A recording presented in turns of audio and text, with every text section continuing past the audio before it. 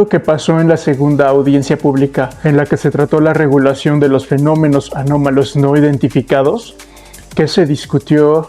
¿Quiénes intervinieron? ¿Cuáles fueron las evidencias que presentaron? ¿Y qué podemos concluir de esta segunda presentación? La audiencia se realizó tal como la primera en la Cámara de Diputados de México el pasado 7 de noviembre y fue la segunda de este tipo después de la que tuvo lugar el 12 de septiembre de este mismo año. El objetivo de la audiencia fue discutir la necesidad de regular los fenómenos anómalos no identificados por sus siglas FANI y reconocer la existencia de vida extraterrestre. El principal impulsor de la audiencia fue, tal como la primera, el periodista y ufólogo Jaime Maussan, quien presentó evidencias de supuestos seres no humanos encontrados en Perú, así como testimonios de científicos y testigos de avistamientos de FANI en México y otros países. La segunda audiencia fue organizada por el diputado Sergio Gutiérrez Luna, quien ha impulsado una iniciativa para reformar la Ley General de Transparencia y Acceso a la Información con el objetivo de incluir los fenómenos anómalos no identificados como información de interés público y obligar a las autoridades a revelar los datos que poseen sobre ellos. La audiencia contó con la participación de varios investigadores y aficionados al tema FANI, entre los que destacaron el cantante Claudio Yarto, que compartió su experiencia personal con estos fenómenos, Adolfo Piotti, médico y cirujano argentino, Jesús Ángel Guevara, controlador de tráfico aéreo en México, Thierry Jamin, explorador y arqueólogo francés, Roger Zúñiga, antropólogo peruano, y Daniel Mendoza Bizarreta, médico y cirujano, entre otros. Maussan presentó supuestas pruebas de la existencia de seres no humanos y de visitas extraterrestres a nuestro planeta. Entre las evidencias que mostró se encontraban unas fotografías de supuestos ovnis que, según Maussan, revelarían la presencia de naves alienígenas en nuestro espacio aéreo, imágenes de supuestos ovnis que, según él, confirmarían que los fenómenos anómalos no identificados son una realidad y que el gobierno mexicano tiene conocimiento de ellos. Trajimos algunos videos, no sé si se puedan correr, nada más 3 o 4, de avistamientos recientes muy notables con respecto a estos objetos anómalos y aviones. I don't know what that is. That is some weird shit. Ryanair 2735, between 120, Decimal 7, good day. Between 120 7, good day, Ryanair 2735.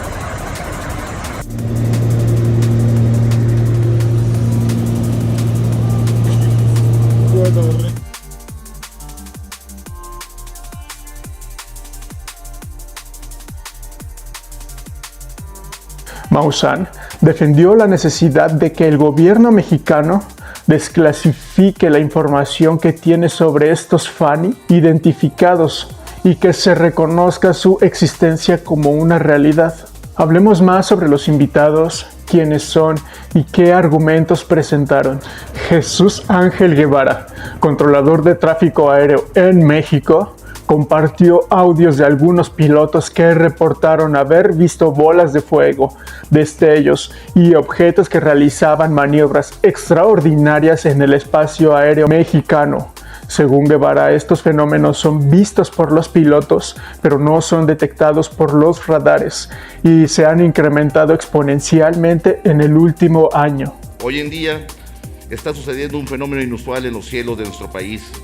Fenómeno que en lo particular, un servidor que se desempeña como controlador de tráfico aéreo de la República Mexicana en la categoría de radar en ruta, he podido atestiguar a través de los numerosos reportes de avistamientos FANI. Tales reportes han consistido en la observación visual frecuente de fenómenos luminosos o incandescentes durante los vuelos que se realizan en periodos nocturnos, a veces descritos como bolas de fuego, y en otras ocasiones reportados en flotillas de numerosos elementos luminosos además de efectuar maniobras que sobrepasan las capacidades de movimiento de vuelo de cualquier aeronave conocida por la aeronáutica. Cabe mencionar que este tipo de acontecimientos no son exclusivos de la actualidad. Durante los 28 años que llevo ejerciendo mi labor aeronáutica, recuerdo vagamente haber recibido uno o tal dos reportes similares a los anteriores durante los inicios de mi carrera. Pero sin lugar a dudas, este 2023 ha sido un año con un elevado número de avistamientos. Visto lo anterior, a continuación les mostraré evidencia de lo antes descrito en unos audios. El tráfico lo tengo a la vista, pero esto es como si estuvieran haciendo figuras. Y no sé, se desconoce si sean aviones, pero aparentemente están al mismo nivel. Un color amarillo. Wow, no tengo notificación de esos objetos, capitán. ¿Y como cuántos objetos parecen? Alcanzo a contar como unas 8 y prenden y apagan ese como formación. Ahorita están apreciando unos detalles azules. Buenas noches, 3108, enlace 380, nivel información. También tuvimos contacto positivo con los objetos. Gracias, enlace 3108, buenas noches, contacto radar 380. ¿Y si se parecen a Starlink? Lo dudo, caballero, lo dudo. Esa se veía más grande que Hermosillo. Estaba estático las luces y sí eran más de 100 luces, eran muchísimas luces. Sí, kilométrica la secuencia de luces. Sí. Aquí seguimos con Jesús en la boca. Gracias. Guevara afirmó que estos fenómenos representan un riesgo para la seguridad aérea y que se necesita una mayor transparencia y colaboración entre las autoridades y los investigadores para esclarecer su naturaleza y origen. Vamos con Claudio Yarto, cantante y DJ mexicano, integrante del grupo de música Caló, que tuvo éxito en los años 90.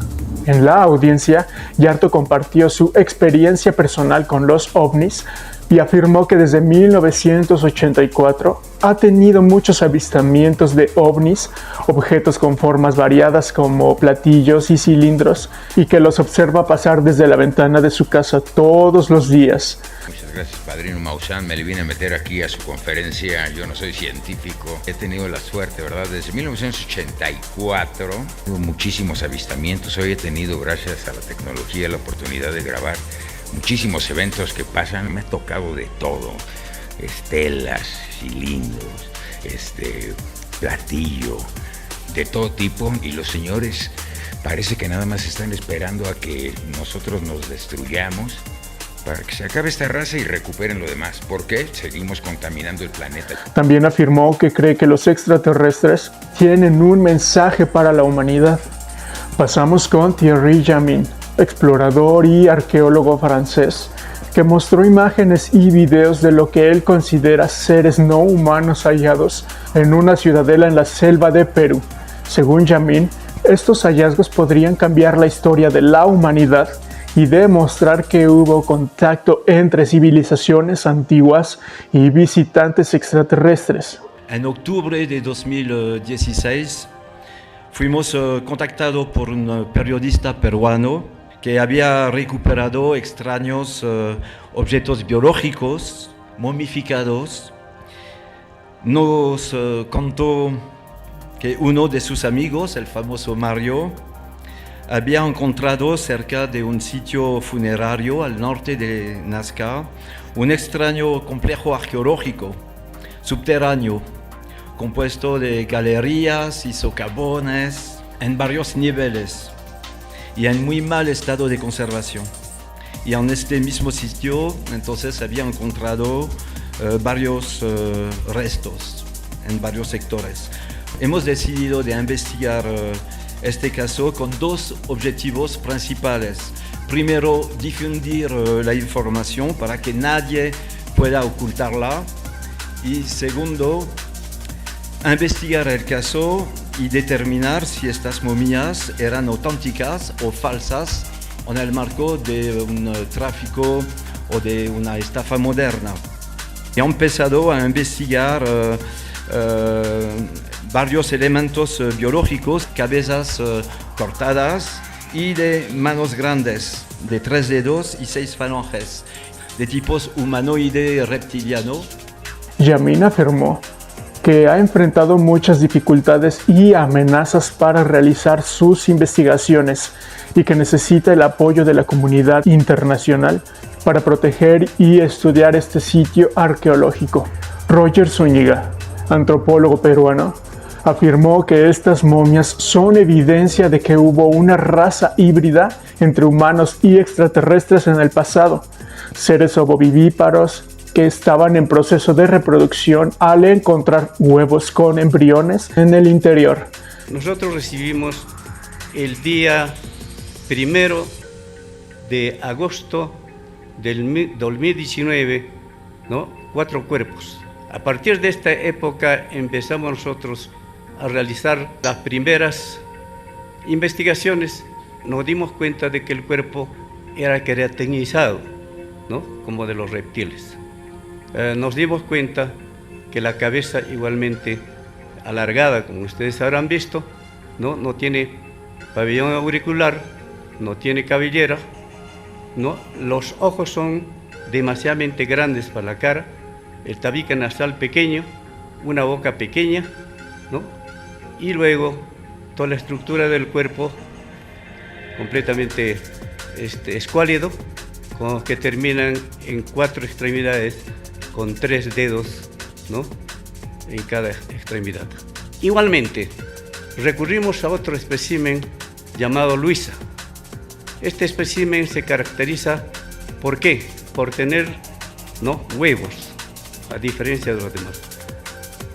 Suponemos que es una hembra que estaba en plena reproducción, con la vientre abultada, en la que se ha visualizado, ¿no? 3 objetos que parecían huevos.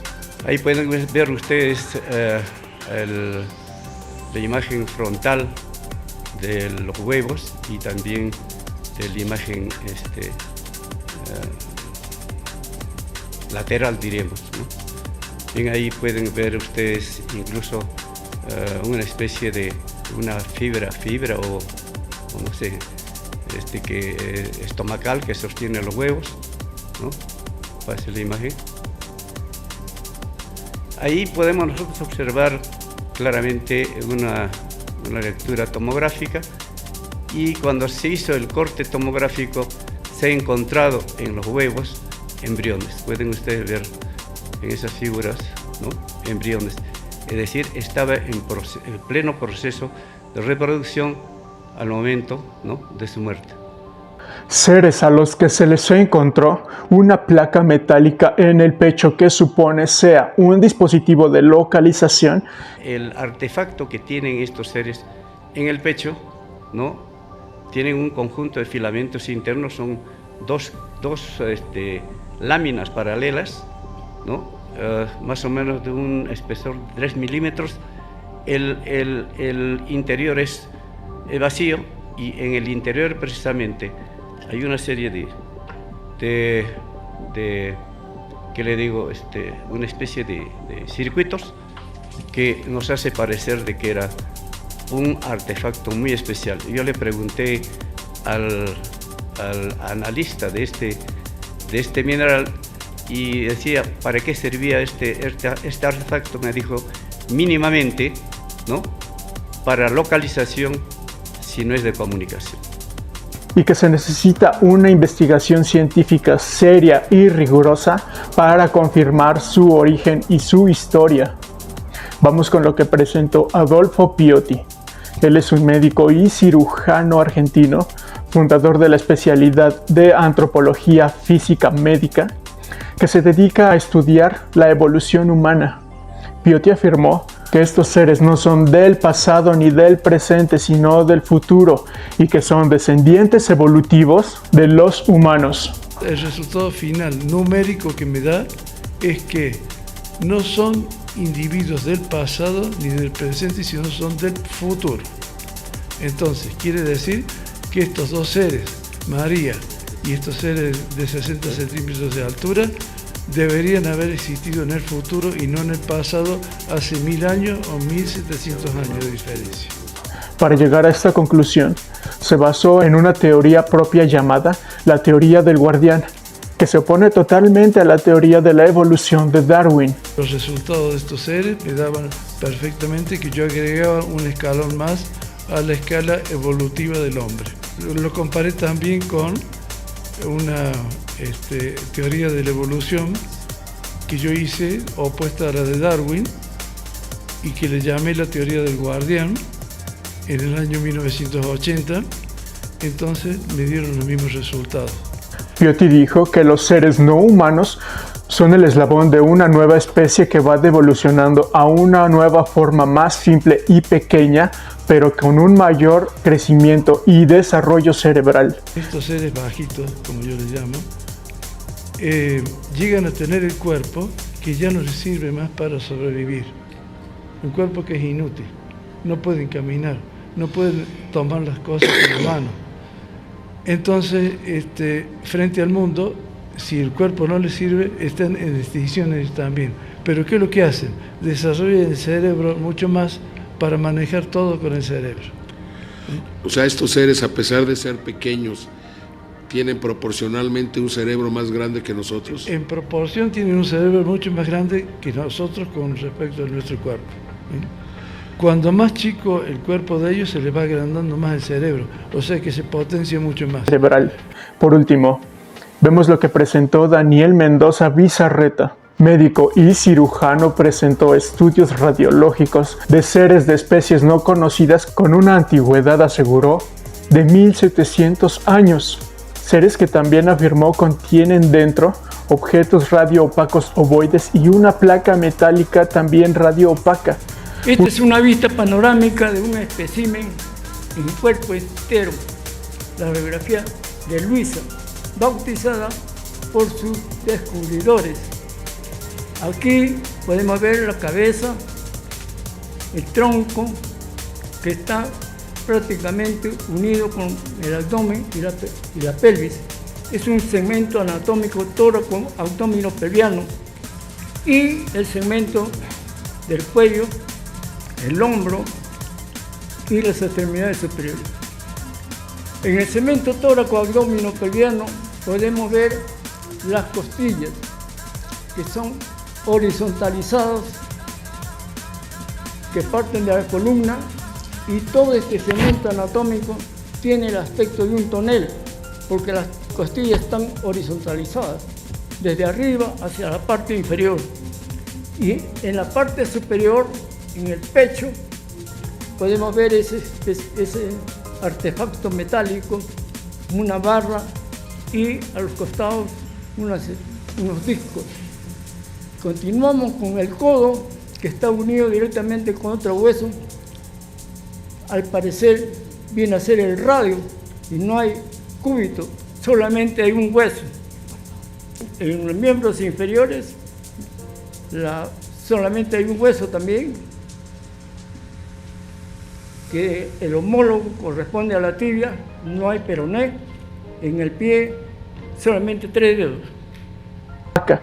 Uno de esos seres afirmó que es desconocido y totalmente nuevo, con apéndices en el dorso que aparentan ser unas aletas y extremidades anormal y notoriamente más largas en comparación del resto del cuerpo. Es un espécimen desconocido que tiene una cabeza pequeña, una columna cervical pequeña, su columna cérvico-dorsal, su pelvis y unos cuerpos extraños en la cavidad pelviana. Unos apéndices en la parte dorsal, cérvico-dorsal, que parecen que son aletas, y indudablemente los huesos largos presentan al centro una imagen radiolúcida que corresponde a la médula ósea, y esos cuerpos extraños que ya por las tomografías han dicho que corresponden a huevos, pero yo solamente viendo la radiografía simple puedo decir que ahí hay unos cuerpos extraños radioopacos de formas ovoides. Ese es el espécimen que me llevaron y del cual yo le tomé las radiografías Yo solamente me voy a concretar a la radiografía, nada más que tomar. Cuerpo. La audiencia duró más de 3 horas y generó mucha expectación y polémica, tanto dentro como fuera del Congreso. Algunos diputados y medios de comunicación criticaron la iniciativa de Gutiérrez Luna y la calificaron de ridícula, absurda y una total pérdida de tiempo y recursos públicos. Otros, en cambio, la apoyaron y la consideraron una oportunidad para abrir el debate y el conocimiento sobre un tema que afecta a la seguridad nacional, la ciencia y la sociedad. Vamos a tratar la presentación de 3 personas en específico. Las teorías presentadas por Jaime Maussan, Adolfo Piotti y Daniel Mendoza Bizarreta, ya que son muy controvertidas y no cuentan con el respaldo de la mayoría de la comunidad científica, que las considera especulativas, infundadas o directamente falsas. Por ejemplo, los restos de supuestos seres no humanos que mostró Maussan en la audiencia han sido identificados por varios expertos como momias de fabricación humana a partir de restos arqueológicos humanos y animales que fueron manipulados y alterados para parecer extraterrestres. Además, el Instituto de Física de la UNAM rechazó que sus estudios avalaran la naturaleza no humana de estos seres. Por otro lado, la ministra de Cultura de Perú denunció que estos restos eran patrimonio cultural de su país y que habían sido extraídos ilegalmente. ¿Por qué? No por ser seres extraterrestres de nacionalidad peruana, una total ridiculez, sino por ser restos arqueológicos que, como dije antes, son patrimonio cultural y es tanto un delito haber extraído de las zonas arqueológicas como haber destruido con el fin de modificar y ahora extraer del país. Las fotografías y videos de supuestos ovnis y los casos de avistamientos que se presentaron se pueden catalogar como falsos, ya que son ambiguos y no tienen ninguna relación con los extraterrestres. Esta conclusión se basa en los análisis realizados por varios expertos que han demostrado que estas imágenes son montajes, trucos, errores y fenómenos naturales y artificiales que pueden tener una explicación convencional. Vamos con lo que presentó Adolfo Piotti. Él toma como ciertas sus propias teorías no confirmadas ni aceptadas por una comunidad científica, como está en la teoría del guardián, teoría que se contrapone a la teoría de la evolución de Darwin para querer dar sentido a lo que está presentando.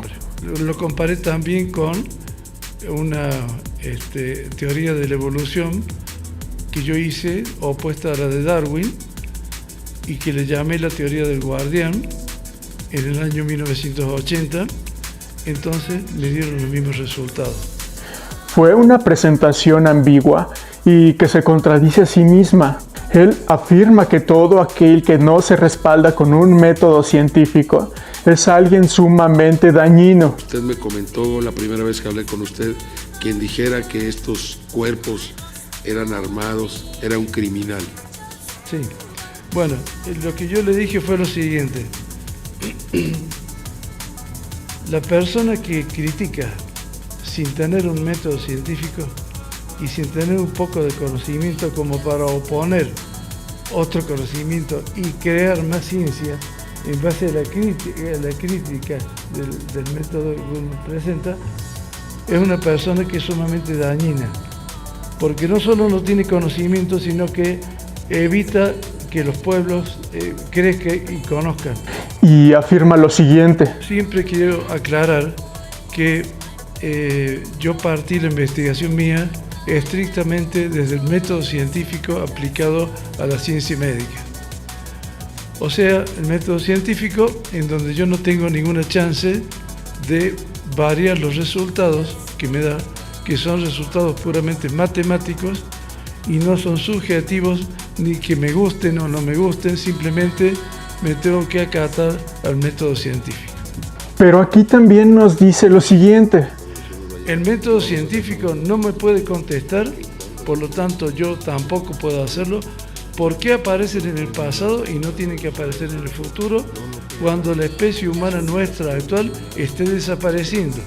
Y María sería el eslabón último de la especie humana nuestra que va evolucionando hacia una especie nueva. Por lo tanto, María tendría parte de su genética humana y parte de una genética distinta. En cambio, los seres más bajos serían totalmente de una evolución de una especie que va a venir después de nosotros. Resumiendo, serían nuestros descendientes. Y tanto que no puede responder a la pregunta sobre el tema que él mismo acaba de presentar. Le permite al Pitecos dar hijos monos y luego dar hombres. Y se dividen.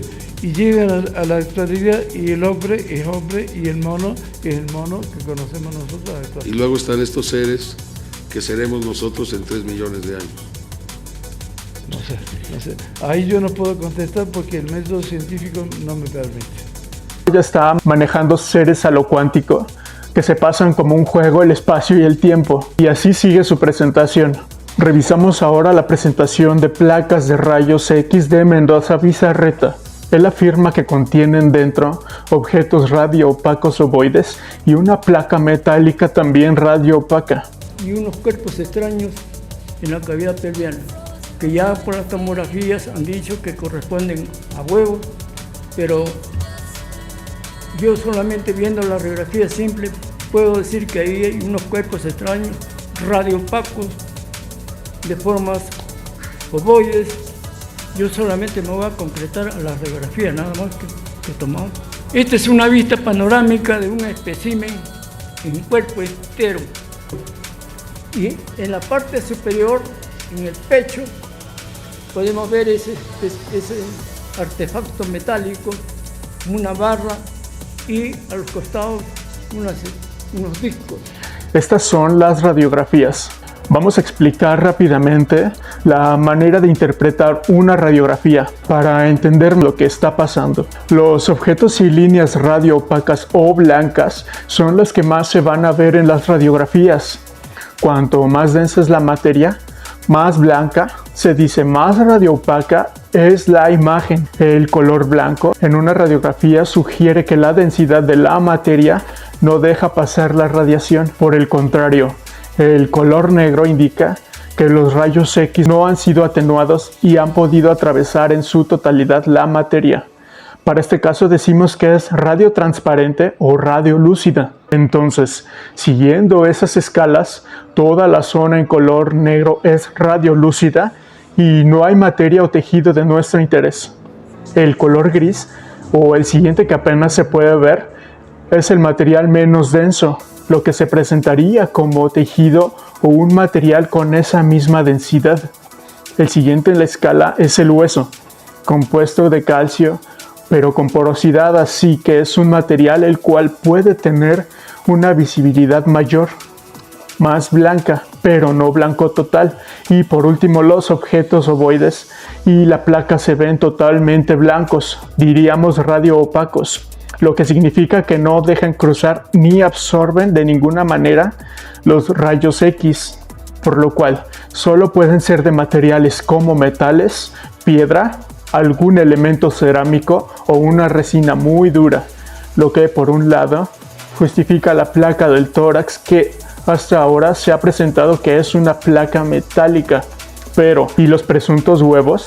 ¿Cómo un ser biológico podría fabricar natural e internamente un huevo metálico o cerámico que presente esa radioopacidad? Y aquí muestro cómo se ve la placa de rayos X de una gallina con un huevo en su interior.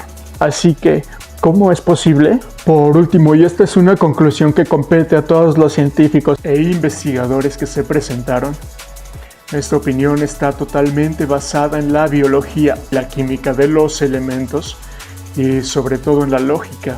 Todos ellos apuntan a que estas son formas de vida biológicas, ya sean híbridas, ya sean mitad humanas, mitad de otra especie desconocida, especies totalmente distintas. En líneas temporales que ellos presentan, podrían ser tanto antepasados como descendientes de miles de años de distancia con respecto a nuestra época actual, pero formas de vida biológicas al final, basadas en carbono. Tanto es así que ellos demuestran análisis que ellos mismos han realizado, tanto de datación por carbono 14 como de rayos X y de anatomía comparada, en donde se encuentran huesos, donde también pudo haber médula espinal, por lo tanto también presencia de masa encefálica, órganos internos, columna vertebral, cráneo, brazos, piernas, incluso presentan procreación por medio de huevos, afirmando supuestamente que son seres que estaban en proceso de reproducción. Todo, incluso la anatomía, es antropomórfica. Hasta ahí, incluyendo sus estudios y análisis, demuestran una forma de vida biológica basada en el carbono. Pero después presentan esto otra vez, un análisis realizado por otra casa de estudios reconocida en México sobre una muestra en donde los laboratorios solo hacen el análisis y presentan los resultados a esa muestra específica y nada más. Se llevó a cabo el análisis por microscopía electrónica de barrido, MEB, en los laboratorios de Ingeniería en Metalurgia y Materiales del Instituto Politécnico Nacional. La placa analizada está constituida en su mayoría por plata y tiene vestigios de otros metales. Pero aquí vuelven a decir que la casa de estudios avala su presentación. Se trata del análisis de una pieza de metal encontrada en el tórax de sus supuestos seres, y lo que nos interesa es esto. Se encontraron trazas de cloruro de plata, un compuesto químico que es tóxico para los seres humanos. El hecho de que haya una placa de plata con cloruro de plata dentro de la piel de algún ser le causaría una fuerte intoxicación. La plata no es un metal que tenga propiedades antioxidantes como por ejemplo las prótesis actuales, que son de platino y titanio. La plata es un metal que al producir cloruros produce óxidos y que no se puede mantener dentro de la piel de un ser vivo terrestre o humano porque le causaría una fuerte intoxicación. Así que, en su afán de crear estos supuestos seres lo más creíbles posible y presentar la mayor cantidad de evidencias, muestras y análisis, se les están pasando detalles porque los compuestos químicos como el óxido y el nitrato de plata van a ser tóxicos en cualquier ser biológico basado en carbono como los humanos o los que ellos muestran, así sean del futuro, del pasado o vengan de Marte. Y más aún si se vive por mucho tiempo con una placa de plata de ese tamaño en un ser tan pequeño. Lo que para nosotros en comparación sería tener una placa del tamaño de una pantalla de 10 pulgadas en el pecho, de un material que constantemente está segregando óxidos y nitratos a nuestro sistema, por lo cual, a menos que sean seres basados en el platino o algún otro elemento, a lo que tampoco sería posible basar una forma de vida biológica en otro elemento al azar. Si bien se han hecho estudios y podrían existir seres basados en silicio, existen factores que lo impedirían. Cualquier forma de vida biológica comprobada decaería al recibir esa exposición y aún más, la burla mayor, que su tecnología sea tan avanzada y que hayan venido de un futuro tan lejano que tengan que recurrir a un implante de ese tipo para comunicarse. Cuando nosotros con nuestro atraso contamos básicamente con celulares más pequeños que eso y aún más. Si vamos a que ellos lo usaban para comunicarse, de inicio exponen que con el tamaño de su cerebro ya podrían comunicarse telepáticamente, como dicen aquí. Estos seres bajitos, como yo les llamo, llegan a tener el cuerpo que ya no les sirve más para sobrevivir. Un cuerpo que es inútil. No pueden caminar, no pueden tomar las cosas con la mano. Entonces, frente al mundo, si el cuerpo no les sirve, están en extinciones también. Pero ¿qué es lo que hacen? Desarrollan el cerebro mucho más para manejar todo con el cerebro. No necesitarían de ningún implante como ese y volvemos a nuestro atraso tecnológico. El implante cerebral de nuestro tiempo, de nuestra era, el Neuralink, creado por una empresa de desarrollo tecnológico de Elon Musk, te permite hacer más que solo mandar un bip o localizar al portador, y es de apenas 1 pulgada. Otra de las cosas que no concuerdan es que si en teoría se está tratando y estudiando seres no humanos, ¿Por qué usan escalas de medición craneal, cálculo de edad por medio de desgaste dental y de cierre de sutura coronaria, y aún así obtienen resultados tan precisos? Hemos hecho un cálculo de la edad de María. Usando el método del sistema de desgastes de Broadwell, determinamos que la edad, según esta metodología, era de 33 a 45 años. Los criterios técnicos están ahí en la diapositiva, la siguiente. Pero también hicimos el cálculo de la edad basado por el método de cierre de suturas craneales, básicamente la sutura coronal. Y por el cierre de sutura en los extremos laterales, según esta técnica, la edad de María sería de 35 a 40 años. La siguiente. Otra más de las contradicciones. Primero nos dicen que se han trabajado con los mejores laboratorios.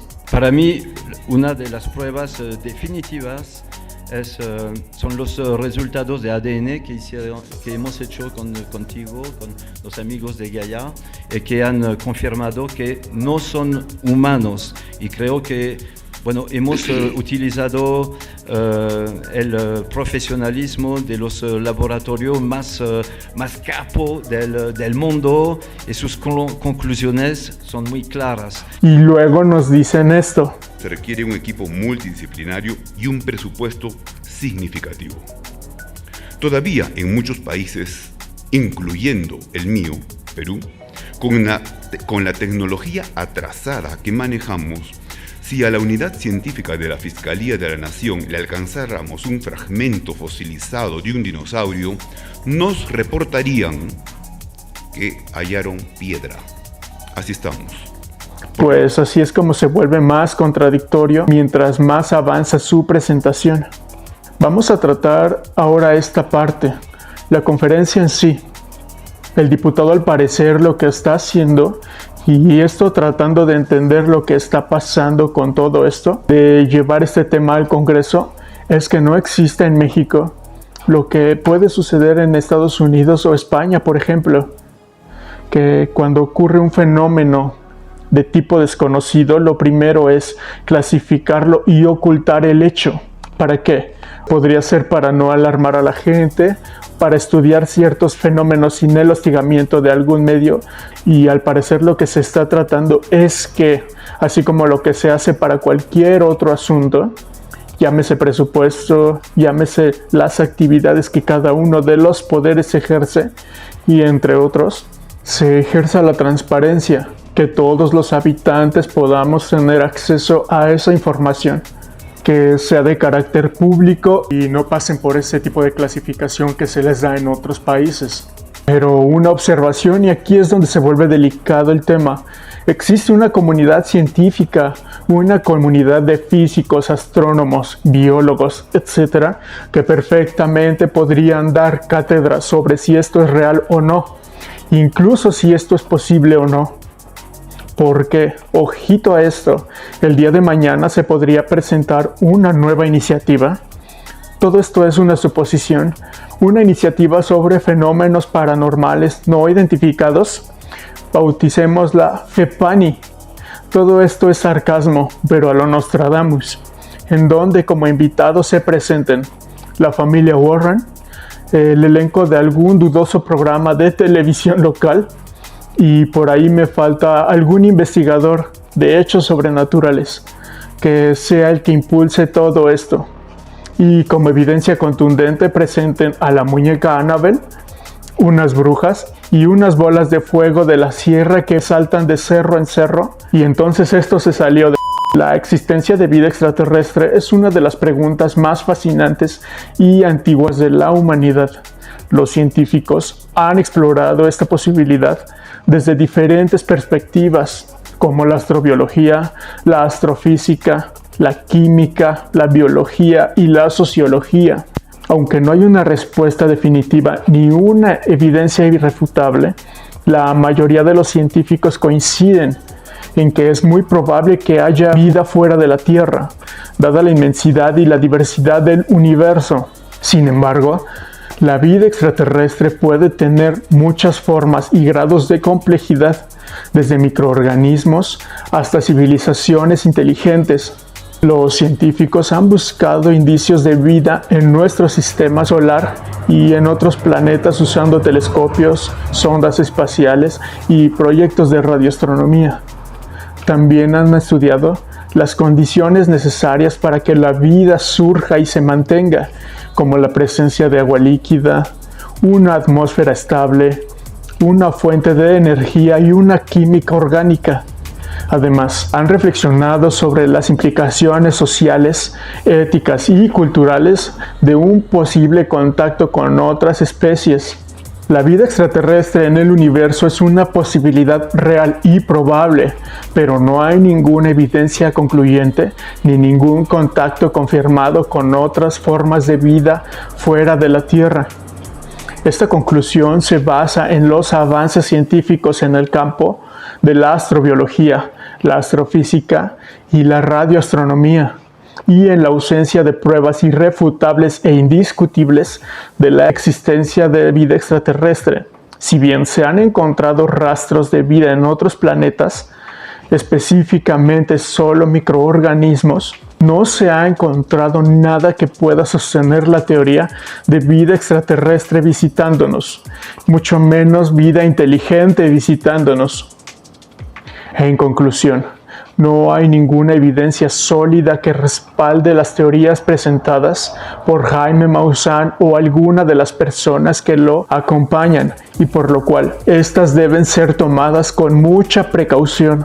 México y Perú, en este caso, los países en donde está ocurriendo esto, tienen muchas riquezas. Somos países que cuentan con diversas e ilimitadas riquezas, tanto culturales, gastronómicas, naturales y, lo que me da, ya no coraje, y coraje sería por la burla que se está poniendo en escena, en este caso, hacia todos nosotros, y que encima tienen el descaro de exponer en un lugar que debería ser usado para asuntos de verdadera importancia. Lo que me produce es tristeza, porque ya no vivimos en la época de las cavernas, como dice este señor. Todavía en muchos países, incluyendo el mío, Perú, con la tecnología atrasada que manejamos, si a la unidad científica de la Fiscalía de la Nación le alcanzáramos un fragmento fosilizado de un dinosaurio, nos reportarían que hallaron piedra. Así estamos. Es triste que sigan viniendo charlatanes con el propósito de sacar provecho, de conseguir aceptación y lucrar, aprovechando el desconocimiento y la ingenuidad de algunas personas, apoyándose en las creencias, las vivencias y experiencias personales que cada uno puede llegar a tener durante la vida para conseguir su propósito, y que encima tengan el cinismo, el descaro de llamar a la unidad, sobre todo de la comunidad científica, que dicen es la que más les ha atacado. La verdad nos hará libres, y al aceptar la posibilidad de que existieron seres con características humanoides, ovíparos, tridáctilos sin pulgar, nos abrirán las puertas al conocimiento y la comprensión. Estamos frente a un cambio profundo. Quiero invitar a la comunidad científica a que, en lugar de atacarnos o de denostar a aquellos que ya han realizado las pruebas necesarias, investiguemos con seriedad. Debemos dejar atrás los prejuicios y los temores infundados y abrazar la oportunidad de aprender y crecer como sociedad. Estas personas ya se presentan como la comunidad científica y tratan a los científicos reales, los que han sentado las bases del pensamiento, del entendimiento, del conocimiento, la tecnología o en general la vida como la conocemos hoy. Cualquiera que se atreva a estar en contra de estas personas es tomado como charlatán, y todo aquel científico que esté en contra de sus fraudes ahora resulta ser un pseudocientífico. Todos los especialistas que se han dado la pena de venir en Perú a estudiarlos han concluido a la autenticidad de estas momias. A cambio, y lo siento para ellos, todos los especialistas o pseudo especialistas que afirman que se trata nada más que un fraude, jamás vinieron a vernos a Cusco o a Ica para estudiar estas momias. Encima, y aquí es donde encuentro el fin al que quieren llegar. Su meta en todo esto se presentan como la representación de la comunidad científica, solicitando tener el apoyo del gobierno que cree un departamento. ¿Sería conveniente instaurar algún tipo de oficina de investigación oficial? Sí, sería recomendable que cuando ocurra ese tipo de hechos se documenten y se mantengan las grabaciones clasificadas y a la vista para cualquier tipo de consulta. Y apoyo económico para seguir con su investigación. Usted no solamente abre la universidad a las instituciones académicas, ¿existe algún tipo de solicitud a las personas o instituciones que quieran aportar recursos económicos? Sería un gran aporte para el conocimiento, ¿no?, de la humanidad. ¿Cómo se pueden poner en contacto con usted? ¿Nos puede dar algún correo? Sí, bueno, acá tengo una tarjeta, yo no sé si alguien puede. No, dígala, por favor. Es por esto que se requiere un equipo multidisciplinario y un presupuesto significativo. Tanto que se podría hablar del vendedor de curas milagrosas que iba de pueblo en pueblo vendiendo la pócima de la eterna juventud, y compararse también con el Hotel Embrujado, una ciudad en donde ocurren fenómenos o algún lugar en donde se puede generar economía a partir de un fake, de sucesos paranormales que pueden generar la llamada de atención al turismo, y por esto se trate de mantener en resguardo estas piezas, solo presentando presunta evidencia y proponiendo ahora centros turísticos basados en las momias de Nazca. Quisiera anunciar el lanzamiento de un gran proyecto de Museo de las Momias No Humanas de Nazca en la zona Nazca-Palpa para el 2024.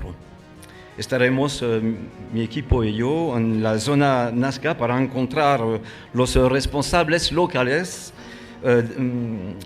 de la zona Nazca para este gran proyecto.